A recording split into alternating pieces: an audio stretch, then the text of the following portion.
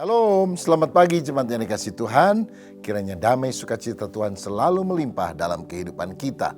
Hari ini kita akan mendengarkan firman Tuhan dengan judul Hadapi Fitnah dengan Tabah. Boleh diketik bersama? Hadapi fitnah dengan tabah. Sekali lagi, hadapi fitnah dengan tabah. Kisah Para Rasul pasal yang ke-6 ayat 11-15 berbunyi demikian. Lalu mereka menghasut beberapa orang untuk mengatakan, kami telah mendengar dia mengucapkan kata-kata hujat terhadap Musa dan Allah. Dengan jalan demikian mereka mengadakan suatu gerakan di antara orang banyak serta tua-tua dan ahli-ahli Taurat. Mereka menyergap Stefanus, menyeretnya dan membawanya ke hadapan mahkamah agama.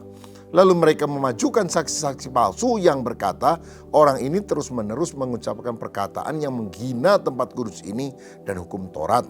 Sebab kami telah mendengar dia mengatakan bahwa Yesus orang Nazaret itu akan merubuhkan tempat ini dan mengubah adat istiadat yang diwariskan oleh Musa kepada kita.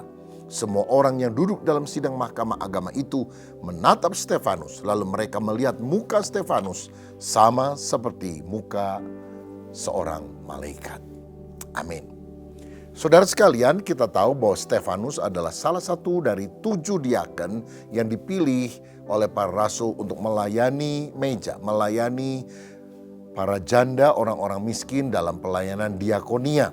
Tetapi kemudian dia juga menjadi seorang pesaksi yang luar biasa. Dia dilengkapi Tuhan dengan tanda-tanda ajaib, mujizat yang dahsyat. Banyak orang disembuhkan. Dan dia juga ternyata seorang apologet ulung. Artinya dia bisa memberikan jawaban-jawaban yang akurat terhadap orang-orang Yahudi yang berusaha menyerang doktrin kekristenan. Sehingga mereka tidak sanggup untuk melawan hikmat daripada Stefanus. Dari sini saya belajar satu hal. Kita ini kalau mulai pelayanan kadang-kadang hanya diminta melayani di satu bidang yang relatif kecil. Tetapi semakin kita setia dan dapat dipercaya, ada banyak talenta yang kita bisa kembangkan, porsi pelayanan yang lebih luas yang kita bisa lakukan untuk kemuliaan nama Tuhan. Seperti diaken ini, dia menjadi seorang pesaksi, dia dipakai untuk pelayanan mujizat, menjadi seorang apologet, untuk memenangkan jiwa. Ini kan pertambahan di dalam kepercayaan yang Tuhan berikan. Kiranya kita tidak membatasi diri kita, pelayanan kita hanya dalam satu karunia yang kita rasa kita miliki. Tetapi apapun kesempatan pelayanan kita, tanggapi dengan respon yang positif. Karena Tuhan akan mengurapi dengan Roh Kudus, tanda-tanda mujizat juga akan menyertai kita. Nah, saudara-saudara, di sini tadi dikatakan juga pada waktu dia bersoal jawab dengan orang Yahudi, nggak ada yang sanggup melawan hikmat daripada Stefanus. Untuk mengalahkan Stefanus, maka mereka main cara kasar, cara jahat, menghasut. Artinya memberitakan hal-hal yang bohong untuk menghancurkan reputasi daripada Stefanus. Padahal Stefanus adalah orang yang baik dan benar. Mereka bilang Stefanus ini menghujat Musa dan menghujat Allah.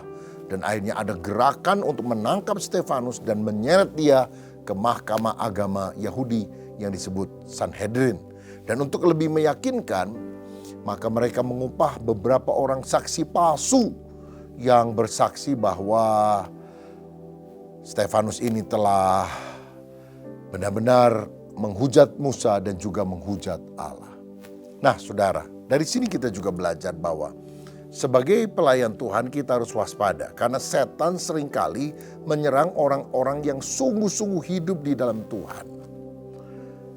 Setan itu nggak terlalu banyak nyerang orang yang CS-nya setan, ya, setan DKK, setan dan kawan-kawan. Ada yang bilang, oh saya kok nggak pernah ngalami kesulitan, tantangan, masalah. Mungkin kok tidak berbahaya bagi setan. Lebih-lebih, saudara mungkin temannya setan, jadi ngapain setan mengganggu temannya sendiri. Tapi kalau kita berpihak pada Yesus, tantangan demi tantangan itu datang. Karena itu banyak berdoa, jangan lengah, kenakan seluruh selengkap senjata Allah.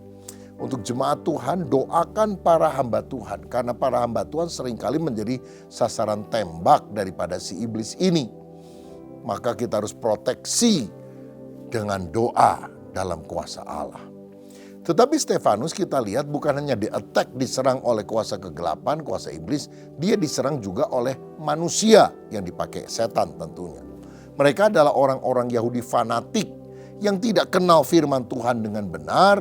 Dan mereka tidak ada Roh Kudus dalam diri mereka, sehingga walaupun kelihatannya mereka orang beragama, mereka menghalalkan segala cara untuk menyingkirkan orang yang tidak mereka sukai. Apakah dengan cara fitnah, dengan saksi palsu, bahkan dengan niat untuk membunuh, menghilangkan nyawa daripada orang itu. Nah, tetapi kita lihat walaupun Stefanus harus mengalami aniaya yang luar biasa, dia mengalami apa yang dialami oleh gurunya, yaitu Yesus. Yesus saja difitnah, saudara-saudara. Yesus juga dianiaya, bahkan Yesus mati disalib. Apa lebih hebatnya kita daripada Yesus? Kalau guru kita harus mengalami hal semacam itu, kita harus mempersiapkan diri untuk hal-hal yang sedemikian, walaupun tentu kita tidak mengharapkan. Makanya saudara, kalau ada orang mulai ngegosip tentang pendeta, si ini khotbahnya bagus, tapi tahu nggak kamu gini ya, jangan langsung dipercaya, karena hamba Tuhan itu adalah orang yang sering kali difitnah. Tidak benar, kata-katanya dipelintir. Makanya dalam 1 Timotius 5 ayat 19 ada ayat yang berkata, janganlah engkau menerima tuduhan atas seorang penatua kecuali kalau didukung 2 atau 3 orang saksi. Ya, jadi jangan terima gosip-gosip yang ada kecuali 2-3 saksi. Bukan cuma dengar loh. Kamu dengar juga, oh iya saya juga dengar. Kamu dengar, berapa orang dengar tentang, ada 5. Ada saksi matanya? Enggak ada, cuma dengar doang. Padahal sumbernya 1. Itu enggak bisa, saudara. Didukung 2-3 saksi. Orang yang saksi itu adalah orang yang menyaksikan hal tersebut dan juga bisa dikonfrontasi dan berkata, saya tahu bahwa hal itu adalah benar. Nah, saudara-saudara, waspada khotbah-khotbah yang dipotong lalu kemudian dikomentari ya menjadi negatif. Karena ada pejabat pemerintah juga dulu, kita tahulah namanya siapa, dipotong kan karena perkataannya itu katanya ada ayat kitab suci yang kemudian dilecehkan. Padahal itu karena pemotongan yang tidak sebetulnya seperti itu. Tapi masuk penjara, saudara. Inilah ketidakadilan. Bukan hanya pada zaman dulu, zaman sekarang juga sama. Nah, saudara sekalian, lalu apa yang disaksikan oleh para saksi palsu ini? Stefanus bilang bahwa Yesus akan meruntuhkan bait Allah, bait suci ini. Padahal Yesus menubuatkan keruntuhan bait Allah yang belum terjadi. Dan yang dimaksudkan runtuhkan bait Allah dalam 3 hari aku akan membangunnya, kan dirinya sendiri yang mati tapi kemudian bangkit. Tapi ini dipelintir. Stefanus juga katanya menentang hukum Taurat Musa yang sudah dari zaman ke zaman kita ikuti oleh orang-orang Yahudi. Mungkin Stefanus menjelaskan bahwa hukum seremonial, misalnya penyembelihan domba untuk korban penghapus dosa, itu sudah digenapi di dalam Yesus. Kalau engkau percaya, gak perlu potong domba, karena Yesus adalah anak domba Allah yang mengangkut dosa dunia. Apa yang diungkapkan itu dianggap sebagai menghujat. Saudara, kadang-kadang dalam hidup ini, gak diduga, gak disangka, kita difitnah, kita dijelek-jelekan. Ada di antara saudara yang mengalami hal semacam itu? Jangan maki orang, jaga hati. Yesus difitnah, Stefanus difitnah, tapi respon kita harus benar. Ayat tadi berkata, wajah Stefanus sama seperti muka malaikat ketika dia dihadapkan pada sidang agama. Wajahnya seperti malaikat. Nah, apakah ini bersinar-sinar seperti orang kalau ketemu malaikat? Saya berpikir bahwa yang dimaksudkan dengan tulisan ini adalah bahwa Stefanus menghadapi para penuduhnya, saksi palsu itu dengan tenang, dengan berani, dengan keyakinan, mantap hatinya karena dia berada pada pihak yang benar, juga dengan kasih Allah. Dan semuanya ini bisa dia lakukan karena dia yakin bahwa Allah akan menyertai dia. Dia tidak perlu mundur, dia tidak perlu gentar. Karena dia yakin walaupun kebenaran itu diputar balikan, kebenaran tetap akan muncul.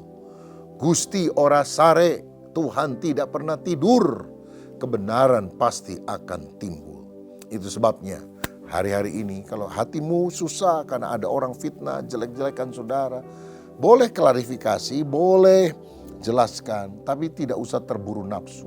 Tenang, penuh kasih, yakin, percaya Tuhan akan memberikan pembelaan kepada saudara. Dan saya mau tekankan, respon kita ketika kita menghadapi fitnahan, itu menentukan hasilnya. Hadapi fitnah dengan tabah, hadapi fitnah dengan sikap hati yang benar. Tuhan akan memunculkan kebenaran itu. Tuhan Yesus memberkati. Mari kita berdoa. Bapa, terima kasih, hamba berdoa kalau ada anak-anakmu yang hari ini sedang difitnah orang, ada kesalahpahaman, ada gosip-gosip yang tidak baik. Dalam nama Yesus, Tuhan jamah hati kami, supaya roh kebohongan, roh dusta tidak beredar-edar. Tapi kebenaran Tuhan itu akan muncul, sehingga kami menjadi orang yang berkenan kepada Tuhan dan hidup jadi berkat. Bapa Surgawi, biarlah kami menghadapi segala fitnahan atau apapun dengan hati yang tenang, dengan wajah yang bersinar-sinar, artinya dengan keyakinan, kemantapan iman, bahwa Immanuel, Allah beserta kami, dan akan memberikan pertolongan. Berkat atas kami, dalam nama Yesus, haleluya. Amin. Tuhan Yesus memberkati.